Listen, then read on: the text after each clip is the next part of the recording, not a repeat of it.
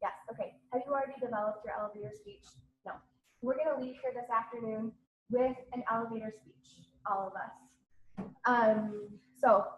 And you're not going to have to say it out loud to everyone, okay? Don't worry. I'm not going to make you come up here and give your elevator speech. So the pressure's off, okay? The reason that we're doing this is because there will be many times throughout your professional career where you will meet someone at a conference, in an interview, you may be at a training, or just even in a class, right, at a continuing education class. And you'll be sitting in conversation and you'll introduce yourself and they'll say, what do you do? And that's the open door for your elevator speech. It is not out of ego, and it's not to boast or brag. It is simply an open door for you to talk about who you are, what you do, and what your successes are in a very short amount of time. And it mostly so that you have an opportunity to engage and to allow your professional self to come forward. So if you don't have an elevator speech, you will have one this afternoon, and you will not have to get up and to share it with everyone. Okay. So what is an elevator pitch or speech? It's a first impression of your professional brand. I talked a little bit about the interview being like a first date, right? So your elevator pitch is kind of like your first liner, right? It's kind of like that cheesy first line. It's a synopsis of your purpose or your intent. It's a statement of individuality. What makes you authentically unique professionally? It conveys your professional experience, your professional goals. It's known as the elevator speech. So these things are synonymous: the elevator pitch, the elevator speech, but it's short. This is not a long, drawn out, ego-driven speech. It's usually 30 seconds or less. When are you going to use it? When it feels natural and organic, okay? You're going to use it in networking, as I previously mentioned. You could use it when you're interviewing. So obviously, if you're sitting in an interview, they know your name, so you're not going to need to give them that part of the elevator speech. But if they say to you, why are you interested in this job? That's a great time to lead into your elevator speech if it applies to the intent of why you applied for the job. If you're asked questions like, what do you do? What's your degree in? Where did you go to college? Or tell me a little bit about your education. Why are you applying for the job? What are your professional interests? What population do you desire to work with? So do you see how an elevator speech or an elevator pitch is something that you need to have as a tool in your professional toolbox? It's something that you can pull out. It should feel really natural to you to use as well, so that it's part of your brand as well. It's something that you're going to give to someone else so that they recognize, oh yes, Sarah is the school social worker and she has a specialization in working with children with autism. She's also a trauma-sensitive yoga therapist. That is a key to Sarah's branding. So we're going to talk about developing your elevator pitch and drafting your elevator pitch. Who are you? What do you do? Now, if you're thinking, okay, I've had 2 field placements and I've had some volunteer experience, but I haven't had actual paid work experience in a social work profession, in a social work job, that's okay. Don't discredit that experience, because you have had actual social work experience through your meaningful field placements. So you're going to use that field placement as part of your elevator pitch. You're going to also discuss your specific expertise. Have you conducted research? Do you have research interests? Have you worked with specific faculty? Any successes that you have, if you have time to mention those in your elevator pitch. So do you understand, is this making sense? Does this sound like something that you would utilize? Have any of you used this already and didn't even know that you've used it? Yes. Okay, can you give me an example of when you've used this, an elevator pitch? I recently attended a fundraiser. Perfect. For pediatric aids, raising pediatric aids.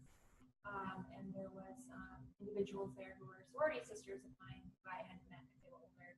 They're like, oh, what do you do? And turns out they're social workers too. And, you know, it kind of led to. Okay, so attending a fundraiser, meeting other professionals who are also social workers, and sharing what you do. Great. And somebody, ma'am in the back, did you want to share when you used your elevator pitch? Me? Yes. Okay. Yeah. So I'm in school on campus. Because basically a student leader that was dorm student. And at the beginning of the year, I normally work with freshmen and they don't know what ICAs are. So I have to give a quick elevator speech about like who I am, what I do, what services I provide for them, why. Excellent. Good. That's perfect. So you're probably already pretty comfortable with this. Good. Okay, terrific. So we're going to think about personal values, strengths, challenges. Your authentic self should be conveyed when you're delivering your elevator pitch. It's going to clarify values that you bring to others, how you're positioning yourself in relation to other professionals. So what makes you unique as a social worker, as a helping professional? Think about, again, we're going to go back to this authentic self. What makes you uniquely you, and how do you brand that and communicate that in your elevator pitch? When you mention a success, it demonstrates evidence of your effectiveness in your field. So an example of a success is maybe something that you've done in research in your MSW field placement, or something that you've done with a faculty member. It could also be a volunteer experience that you've had with a nonprofit. So look at your resume, look back at the things that you've accomplished. As social workers, we're generally fairly humble and graceful, and we're not likely to boast about our professionalism and our successes. The elevator pitch is an excellent opportunity to be highlighting your successes and what makes you uniquely you. Some tips for creating your elevator pitch. You don't want to list your whole resume or your life story. You also don't want this to be personal, right? This is about your professional self. You're going to avoid a lot of jargon. It should invite an authentic conversation. So this is the introduction to who you are. It's not the whole conversation itself. When you get the compelling introduction, you'll have lots of time to share more details about who you are. So don't feel like you have to overshare during the elevator speech, because you're going to hopefully open the door to a larger conversation. Prepare a few different pitches for different situations. So networking with social workers, you might have one pitch, but networking with LGALs or prosecutors or people in the court system, your elevator pitch might look differently if you were working in child welfare. My elevator pitch for my colleagues in academia may look very different than it looks for my colleagues in social work. You're going to highlight one skill over another to suit goals or needs of those that you're speaking with, depending on the situation. So draft up a few different elevator speeches and think about the situations in which that you may use them. A well-presented elevator pitch is going to lead to longer conversation, as I mentioned. So the whole thing doesn't have to come out in the very first speech. You're hoping that this is going to be so good, they're going to be so charming and enlightening that they're going to want to continue the conversation with you. So this is a generic example of an elevator pitch. You can read this up here, and the key components of the elevator pitch are who you are, what you do, your expertise, and your highlighted success. You can see it's relatively short, and it's fairly generic, but this person specifies the population that they work with, where they work, and her expertise and a recent success that they've had. And if you're going to highlight a success, it should be something within the last, I'd say, 5 years. You're not going to highlight something that was 15 years ago. Yes? You're saying that I feel like there's a large spectrum Mhm. as far as what I would call myself an expert on. So I would say expertise for me is something that I feel comfortable in practice and that I know ethically, according to the NASW, I can practice under my licensure. It wouldn't be something that if I were subpoenaed under court, I'd be considered a legal expert in. Does that make sense? So for you, it's at your level of comfort. Are you comfortable calling yourself an expert in trauma-focused kind of behavioral therapy?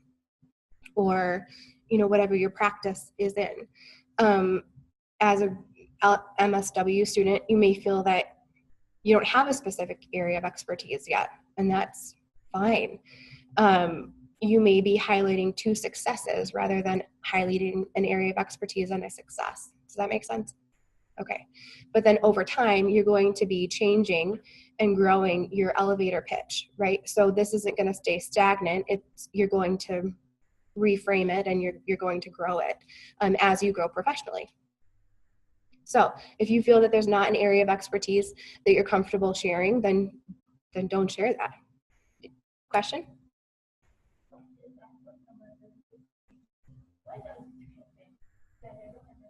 Where what? When? Okay. So we're at a conference and we don't know each other. And we're standing in line going to get coffee. And we know we're probably both social workers, but we don't know each other. And so I turn to you and say, this is a great conference, isn't it? And you say, yes, I'm having a great time. And I say, so what do you do? And you say, well, my name is, your name, and I'm from Michigan State University School of Social Work, and I blah, blah, blah, blah, blah, blah, blah, blah, blah, blah, blah, blah, blah, blah, blah, blah. And I say, oh, that's amazing. I am also from Michigan State University School of Social Work. Go green. And then you say, go white. And then I say, I specialize in clinical social work in children and families and work in child welfare. And then I do you and say, so what happens is this connection in this rapport building, and it opens this door for a much wider conversation so that you can network and build a professional rapport. It's also a way for your professional brand to be explained and communicated in a very brief way, right? So it doesn't have to be this formal, and it's likely going to happen on the fly when you're least expecting it. They call it the elevator pitch because it can happen in an elevator, and it needs to be so fast that when you get to the next floor, your speech is done. And it should be so intriguing that you can exchange information, LinkedIn contact information, a business card, by the time the elevator has reached the next floor, right? So if there are pieces of this that don't quite suit you or your needs, that's fine. Then don't use them. Make it work for you for where you're at.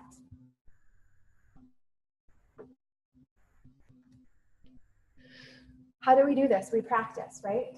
So we draft something out, something that's authentic. Practice in the mirror. When you say this, it needs to feel authentic, right? It needs to be honest and it needs to be truthful. If you write something out and you say it out loud and it doesn't feel authentic and honest, then that's not it. Then that's not your truth, right? You have to speak your truth. If it seems like you're stiff or it's not flowing well, then rewrite it, right? So it needs to be authentically who you are. It needs to be true. Practice with family, practice with friends. You are obviously all invested in your professional development and in your careers. So use each other to practice with if you're comfortable with that. Network with each other, exchange information. Make sure that it conveys who you are, what you do. If you have an area of expertise, what that is. It should sound natural and engaging. It should remain around 30 seconds or less. If it's longer than that, if it's a minute, fine. Just work on scaling it down a little bit or work on mastering it so that you're able to condense it or make it succinct. Also, you'll have different versions of your elevator speech, and so some may be a little bit longer than others. You're going to look at people in the eyes. You're going to be confident. Remember that as social workers, we're engaging. We're trying to build rapport. That means building rapport with colleagues as well. So if it doesn't feel authentic and it doesn't feel natural, then find the words that are authentically you. Your goal is to start the conversation. Your goal is to get to the next step so that you're able to network and exchange contact information. You're hoping for a business card, an email address, a LinkedIn exchange, because you're building your professional network. If it's a really great conversation, you may even be able to exchange contacts so that you can set up a peer networking conversation, a coffee exchange. When you have those really great conversations with someone, do not let them pass by you without setting up a next step. If it feels good, if it feels like there's energy there, make sure you maintain the momentum and get their contact information and follow up with them. Follow up by email, follow up by a phone call. Do not let that pass you by. They may be your next business partner. They may be the person that you're going into private practice with. That energy is, if you're feeling that needs to be something that's maintained and that you follow up on. Once you've mastered your pitch, you need to make sure that you've added it to your LinkedIn and that you've added it to your professional social media accounts in a way that makes sense for your LinkedIn. So obviously you're not going to write it verbatim. Hi, my name is Stephanie McCann and I'm the academic specialist.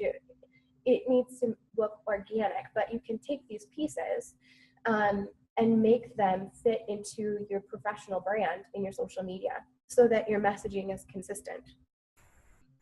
And then, as I stated previously, as you grow professionally, you're going to reevaluate your elevator speech. So once you have it down, as you're growing through your career, reevaluate what that looks like. Make sure that your speech isn't the same in 5 years as it was when you started your career. I'm really proud of this hashtag because I created it, so it's not real, but it's real now. I looked it up. It wasn't real, but now it is. It's a real thing. My bachelor's of social work students call me hashtag. That's my nickname because when I present for them, everything is hashtag. And hashtag, I don't even know if that's a real word. It is now. So Spartans will use elevator pitches. How do we do this? It's just like this. Hello, I'm you, and I work at where you work. What do you do? My focus is, and I succeed in, what do you succeed in? You may have a sentence about professional aspirations. So that might be what you put in instead of expertise. I aspire to. I think that would be absolutely appropriate to put in an elevator speech at this point in graduate school, especially if you're looking at how to use this in an interview or in a professional networking setting when you're looking at your next career. I aspire to work in the mental health field to help children who've experienced trauma as a result of child abuse and neglect. If you have not yet met the person that you're speaking to, it's really important that you ask that follow-up question. Tell me about yourself. What is your area of interest? It appears really obvious, but in that moment when you're delivering your elevator speech, you can be anxious, your anxiety is high, and sometimes we forget, just like in any moment when our anxiety has flooded us, we forget to ask about the other person. So remember to say, so tell me about yourself. I'd love to know what you do. And be succinct. So I had to recreate my elevator speech for this based on my current role, my position. So you're never going to read this off a piece of paper, but I'm going to read this off a piece of paper for you. And I'm going to apologize because I just recreated it. But this is an example of an elevator speech that you could use. My name is Stephanie McCann. I'm a licensed master social worker and an alumni of Hope College and Michigan State University. I currently work at Michigan State University School of Social Work as the academic recruitment specialist and as a clinical instructor, where I'm responsible for all academic recruitment programming for bachelor and master's programs. My personal research interests are in the areas of mindfulness and meditation for stress reduction and professional self-care and addressing secondary trauma. I'd love to learn more about you. So I don't feel like I have a specific expertise, but I do have a research interest right now. And so I included a research interest in my elevator speech. It's just what feels good to you. You'll know when you write it out what's authentically me, right? So we're gonna take a few minutes. It says 5 minutes on the slide. I like to give you 5 to 10 minutes to follow the top bullet and draft out an elevator speech for you. It doesn't have to be perfect, but take a few moments and write out an elevator speech for where you are right now in your social work career. Please. There was information about resume reviewing. Did you know that resumes should be reviewed by 5 different people before they're submitted? 5 different people before they're submitted. So right now there are 10 of us in the room, 2, 4, 6, 8, 10 in the room. So imagine if you made a good connection with 5 other people in this room who you trusted as your peers, and you had them review your resume before it was submitted, right? That's a really great way to create a professional network of peers for resume review before it's submitted.